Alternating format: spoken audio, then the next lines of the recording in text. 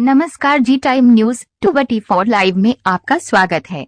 मैं अर्चना। आइए देखते कुछ नजर खास खबरों पर। लोकेशन वृंदावन मथुरा से इस वक्त की सबसे बड़ी खबर। वृंदावन के संत बड़े ठाकुर पुत्र रामस्वरूप शर्मा, जो कि राधा विहार चैतन्य विहार फेज 2 राजपुर वृंदावन में उनका आश्रम है, जिनकी उम्र करीब 62 वर्ष की थी। उनका स्वर्गवास इलाज के दौरान अस्पताल में हो गया। बड़े ठाकुर जी की पत्नी से आपसी कुछ बातों को लेकर विवाद हो गया था, जिनका 2007 में तलाक हो गया। उनका पुत्र भी पत्नी के साथ चला गया। करोड़ों की संपत्ति सोने चांदी के रूप में नकदी 2007 में ही अपनी पत्नी को भरण पोषण के लिए दे चुके हैं। अब मेरे द्वारा अर्जित किसी भी संपत्ति पर मेरे पुत्र और पत्नी का कोई अधिकार शेष नहीं बचा है।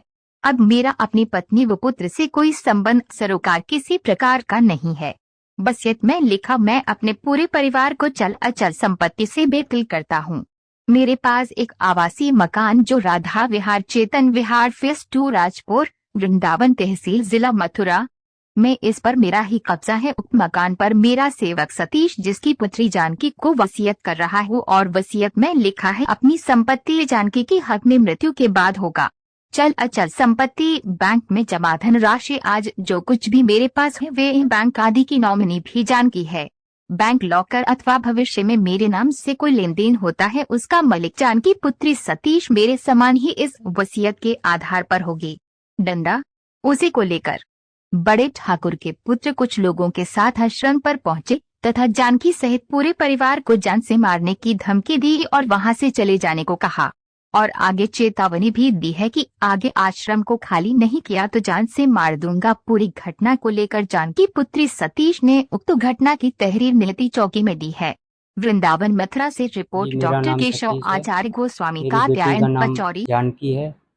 मैं 25 साल से बड़े ठाकुर जी के साथ रहता हूँ और मेरा परिवार भी रहता है।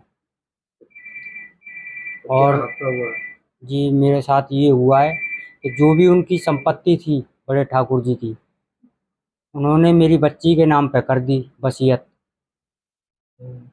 वसीयत करने के बाद में वो बीमार हो गए। बीमार होने के बाद में हॉस्पिटल में उनकी डेथ हो गई।